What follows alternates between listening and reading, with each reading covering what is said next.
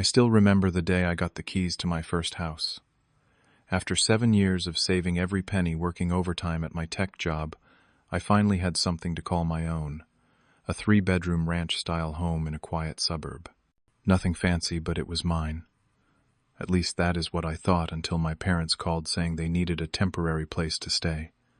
I agreed without hesitation. Family is family, right? 3 months later, I received a strange call from my bank about someone trying to change the name on my mortgage. Before I tell you the story of how I lost my first home drop, a comment letting me know where you are watching from, and hit that subscribe button so you do not miss out on hard family lessons like I experienced.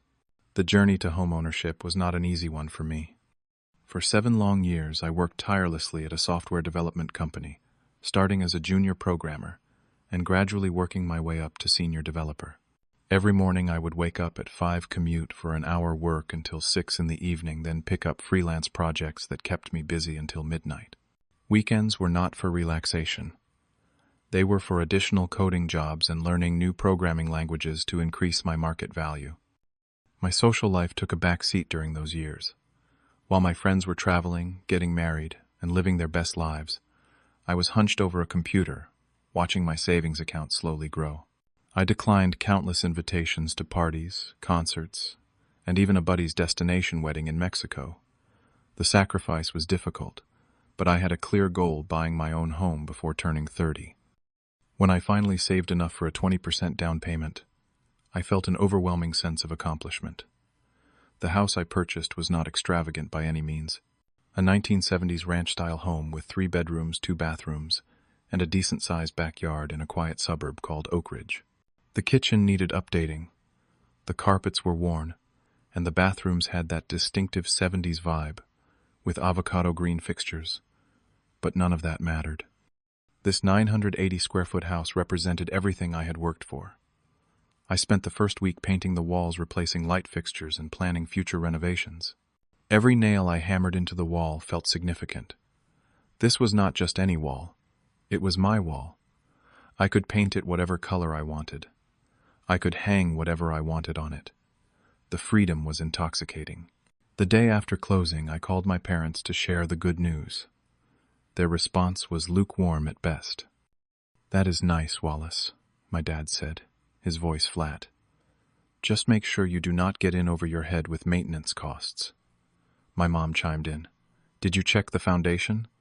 These older homes can have serious problems."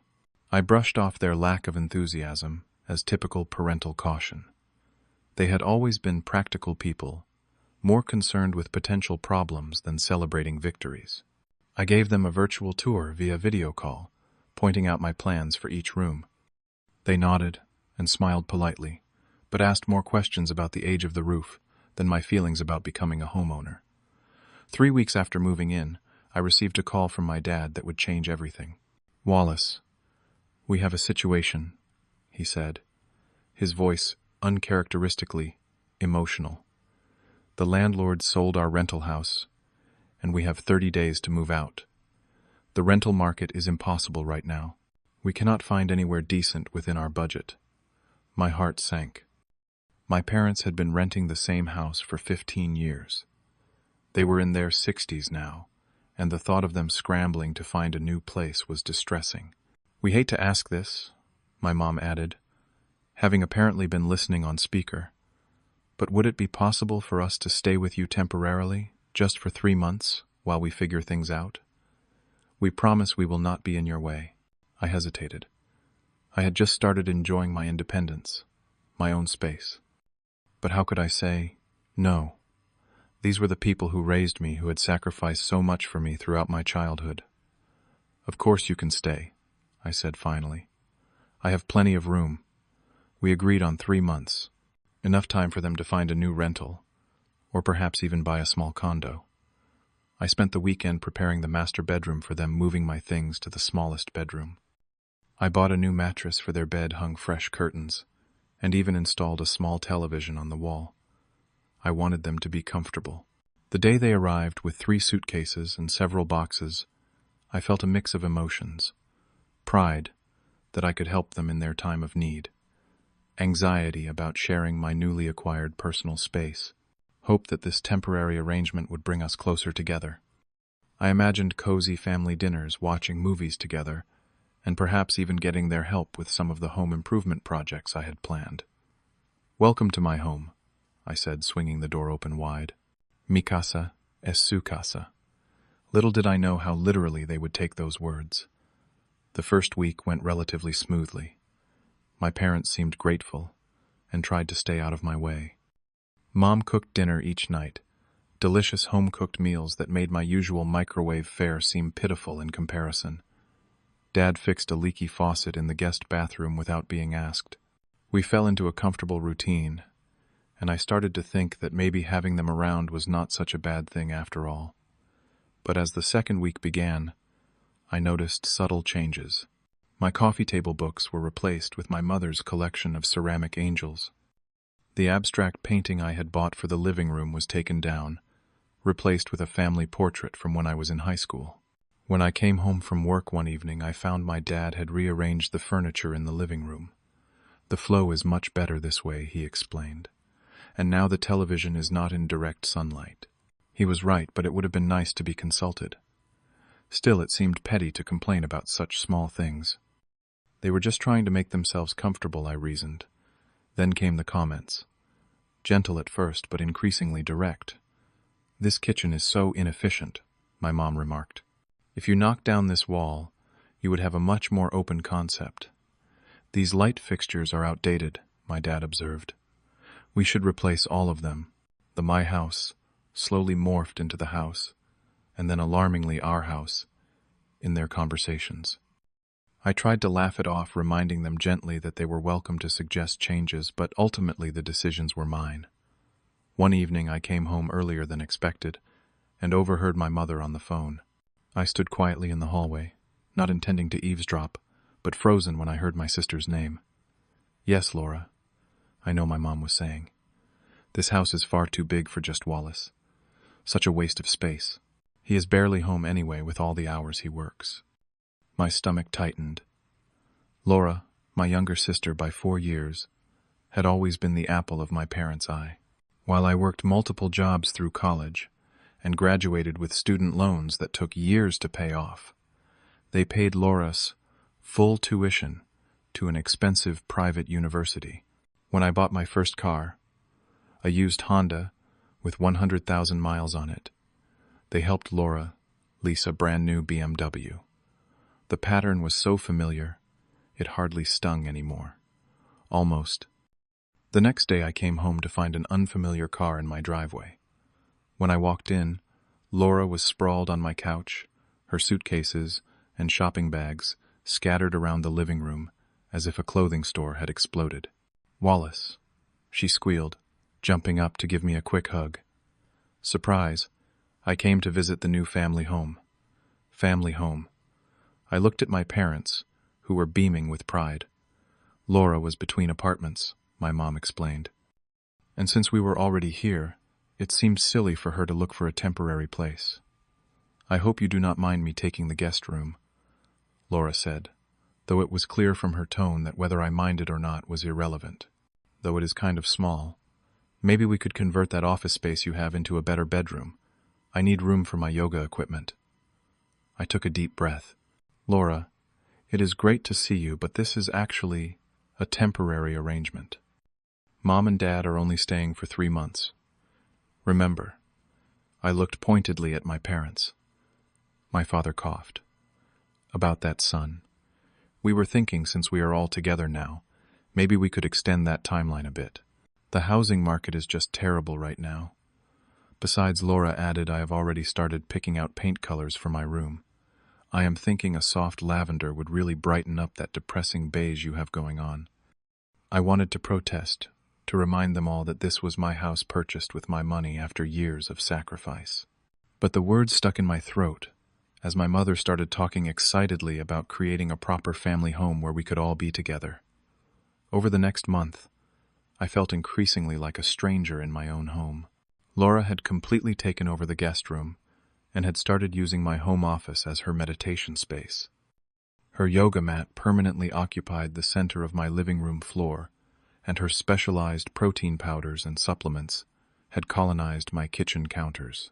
She invited friends over without asking, throwing impromptu dinner parties, where I would come home to find strangers sitting on my furniture, drinking my wine, and acting as if I was the unexpected guest. The utility bills skyrocketed, as Laura insisted on keeping the air conditioning at Arctic levels day and night. As the 3-month mark approached, I tried to broach the subject with my parents. We were having breakfast on a Saturday morning, a rare moment when Laura was not around, having stayed out with friends the night before. So I began carefully. "It has been almost 3 months since you moved in. Have you had any luck finding a new place?" My mother suddenly became very interested in her coffee. My father cleared his throat. "Well, we have looked at a few places, but nothing seems right. And honestly, this arrangement has been working so well for everyone." "Has it?" I asked, trying to keep my tone neutral, because I feel like my life has been completely upended. This was supposed to be temporary. "Do not be so selfish," Wallace, my mother, snapped, surprising me with her sudden sharpness. "Family sticks together. Laura is really thriving, having us all under one roof." "But this is my house," I said, hating how whiny I sounded. "I have mortgage payments, and the utilities have doubled since everyone moved in." My father patted my hand condescendingly. "We raised you better than to be so materialistic. It is just a house. What matters is family." That evening I came home early from a work event, hoping to have some quiet time to myself. As I approached the front door, I heard raised voices and laughter coming from inside. I paused, key in hand, and listened. "Wallace will just have to understand," my father was saying. "He has always been the practical one. He will see this is best for everyone." "I still think we should have told him about the plan earlier," my mother replied, her voice concerned. "Why?" Laura's distinctive laugh rang out. "So he could say no. Better to just show him it is a done deal. Wallace always comes around eventually. He is such a pushover." Confused and increasingly angry, I unlocked the door and walked in. The conversation stopped abruptly. My parents and Laura were sitting around the dining table, papers spread out before them. They looked up guiltily as I entered. "What plan?" I asked directly. "What done deal, Wallace?" "You are home early," my mother said, hastily gathering the papers. But not before I caught sight of what looked suspiciously like my mortgage statement. The next day, while everyone was out, I went into what used to be my home office. The room had been completely transformed. My desk had been moved to the basement, replaced by Laura's yoga equipment, and a new meditation corner with expensive cushions I had never seen before. But what shocked me most was finding several boxes of my personal items stacked haphazardly in the corner. My diplomas, previously displayed proudly on the wall, were stuffed carelessly into a box. Photo albums, awards from work, even the watch my grandfather had given me before he died, all packed away, as if in preparation for my permanent departure from the house. When I confronted my family that evening, the conversation quickly turned hostile. "You are being ridiculous," my father bellowed when I demanded to know why my things had been packed away. "We are just making better use of the space. You are at work most of the time anyway." "That does not give you the right to touch my personal belongings," I argued, "or to go through my financial documents. I saw my mortgage statement on the table yesterday." "We were just trying to help organize your finances," my mother said, not meeting my eyes. "You have always been so busy with work." "I do not need that kind of help," I insisted. "And I need to know when you are planning to move out." The agreement was 3 months. It has been 3 months. Laura, who had been scrolling through her phone with apparent disinterest, looked up with a smirk. "God, Wallace, you are so stingy. Some brother you are. I just broke up with Jason and lost my apartment. Where am I supposed to go?" "That is not my problem," I said, immediately feeling guilty at how harsh the words sounded. My mother burst into tears. "I cannot believe how selfish you have become. This is not how we raised you. Family always comes first. Always." My father put his arm around her. "I do not even recognize you anymore, son. The Wallace we raised would never put his own comfort above his family's needs." Overwhelmed and outnumbered, I retreated to my bedroom, the only space in the house that still felt somewhat mine, though even that had been compromised by Loris. tendency to borrow it whenever she had friends over, and wanted to show them the master bedroom. The breaking point came 2 weeks later. I received an automated call from my bank's fraud department, asking me to verify an attempt to change the primary account holder on my mortgage. Confused, I told them I had made no such request, and asked for details. "Someone visited our branch yesterday with your identification and mortgage documents," the representative explained. "They tried to add a Laura Williams to the deed and remove your name entirely." My blood ran cold. Laura Williams, my sister, using my identification. The only explanation was that someone had gone through my personal documents and tried to forge my signature. I left work immediately and drove home, my hands shaking on the steering wheel. When I arrived, I found all three of them in the living room looking suspiciously like they had just been in an intense conversation that stopped the moment I walked in. "We need to talk," I said, my voice steadier than I felt. "The bank called me today. Someone tried to remove my name from the house deed and add Laura's. Would anyone care to explain?" The silence was deafening. My father recovered first. "Now, Wallace, do not overreact. We were just trying to make things official." "Official?" I repeated incredulously. "Official? What?" My mother stepped, in her voice, soothing in a way that suddenly seemed manipulative rather than comforting. "Honey, we have been thinking. Laura really needs a fresh start after her breakup. And this house is so big for just one person. So you tried to steal it from me." I was nearly shouting now. "You tried to forge my signature and commit fraud. It is not stealing when it is family," my father said firmly. "We always intended to help both our children equally. Laura needed our help with college, and now she needs a place to live. You have always been independent, always been able to take care of yourself." The injustice of it all hit me like a physical blow. My independence had never been a choice. It had been a necessity because all their resources went to Laura. And now the one thing I had worked so hard to achieve on my own, they were trying to take from me and hand to her. Laura, who had been uncharacteristically quiet, finally spoke up. "They already promised me the house, Wallace. Daddy said it could be an early inheritance for me. I already told all my friends I have a new place." "You?" What I turned to my parents, disbelief and betrayal washing over me in waves. My father stood up, his face flushed with anger. "Now you listen here, young man. This house should belong to the entire family. You are being selfish, keeping it all to yourself when your sister needs it more than you do." "I need it because I paid for it," I shouted. "I worked 60-hour weeks for 7 years to save for the down payment. My name is on the mortgage. I make the payments every month." "Do not be so materialistic," my mother scolded. "It is just a house. Just a house. Just the culmination of years of sacrifice and hard work. Just the symbol of everything I had achieved on my own." Something inside me snapped. I went to my bedroom, pulled out my laptop, and checked my personal bank account, the one I had since college that my parents were still co-signers on, because I had never gotten around to changing it. The account where I kept my emergency fund. Empty. $15,000 gone. Last withdrawal made 3 days ago by Judith Williams, my mother. I stormed back into the living room, laptop in hand. "You stole my money too." My mother at least had the grace to look ashamed. "We were going to pay you back. Laura needed first and last month's rent for a new apartment, but then we realized it made more sense for her to just take over this house instead." "This is insane," I said, my voice breaking. "You lied about needing a place to stay, didn't you? This whole thing was a setup from the beginning to get me to let you move in so you could eventually give my house to Laura." My father stood up, towering over me, as he had when I was a child. "That is enough. We are still your parents, and you will show us respect. This house rightfully belongs to the family, and if you were not so selfish, you would see that your sister needs it more than you do. If you try to fight us on this, you will regret it.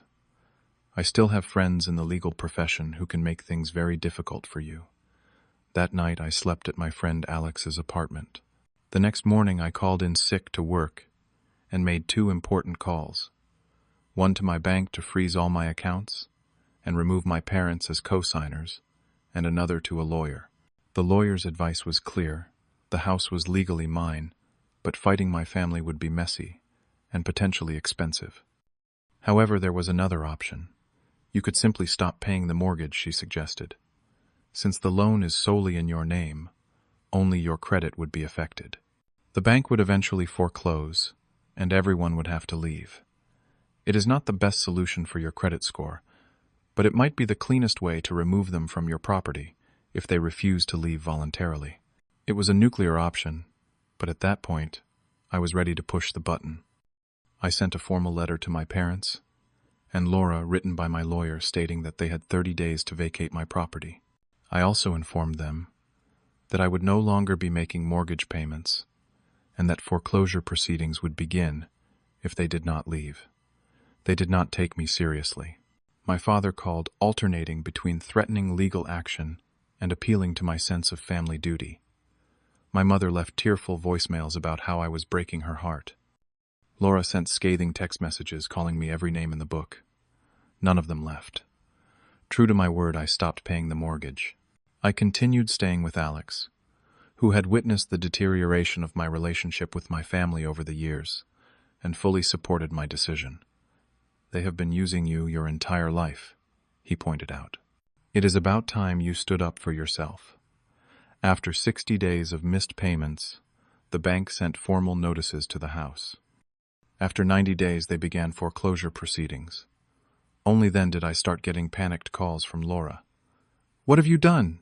she screamed through the phone. Men in suits just came to the door with papers, saying the bank is taking the house.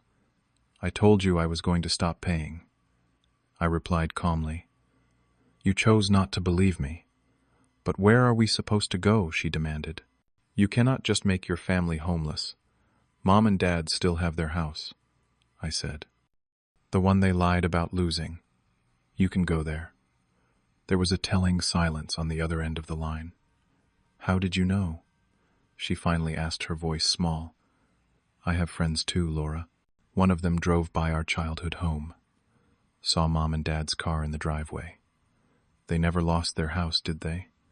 It was all part of the plan, to move in with me and eventually take my house." My father got on the phone next, his voice no longer threatening but desperate. "Son, we can work this out. We will leave. Just start paying the mortgage again. Your credit will be ruined." "Too late," I said. "The foreclosure is already in process. The bank has agreed to a short sale arrangement that will minimize the impact on my credit. You have 30 days to get out before the new owners take possession."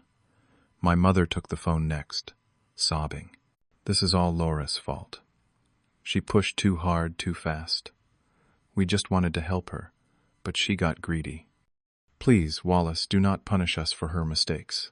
It was the first crack in their united front, and it told me everything I needed to know. They were already turning on each other. "I am not punishing anyone," I said. "I am simply no longer allowing myself to be used. You have 30 days. I suggest you start packing." The house was sold at a loss, but the bank worked with me on a settlement that prevented them from coming after me for the difference given the unusual circumstances. My credit took a hit, but not as severe as it could have been. My parents and Laura were forced to leave. Laura moved back in with our parents, whose house miraculously was no longer uninhabitable. The family rumor mill went into overdrive. Some relatives thought I was a monster for making my family homeless. Others, particularly those who had witnessed my parents' favoritism over the years, quietly supported my decision. For a while, I received daily calls and messages from my parents, and Laura alternating between guilt trips, threats, and attempts at reconciliation. I blocked their numbers and social media accounts. The peace that followed was deafening but necessary. 2 years later, I had saved enough for a down payment on a small condo. It was less than half the size of the house I had lost, but every square inch of it was truly mine. I decorated it exactly as I wanted, with no one to question my choices or move my things without permission. I joined a support group for people dealing with toxic family relationships, which helped me understand that what I had experienced was not normal and certainly not my fault. I learned about setting boundaries and recognizing manipulative behavior. Most importantly, I learned that family is not just about blood relations. It is about mutual respect and support. I built a new family from friends who genuinely cared about me, who celebrated my successes instead of trying to claim them as their own. Alex became more of a brother to me than Laura had ever been a sister. His parents welcomed me for holiday dinners and never once made me feel like I owed them for their kindness. Looking back, losing that house was the best thing that could have happened to me. It forced me to confront the unhealthy dynamics that had defined my family relationships for decades. It was a high price to pay for that lesson, both financially and emotionally, but the freedom I gained was priceless. Sometimes you have to lose something valuable, even your first home and family relationships, to find what truly belongs to you, your independence, your self-respect, and your right to define what family means on your own terms. Have you ever had to make a difficult choice to protect yourself from toxic relationships? Share your experience in the comments below. And if this story resonated with you, please hit that like button and subscribe to hear more stories about setting boundaries and finding peace. Thank you for listening. And remember that sometimes the family we choose is more important than the family we are born into.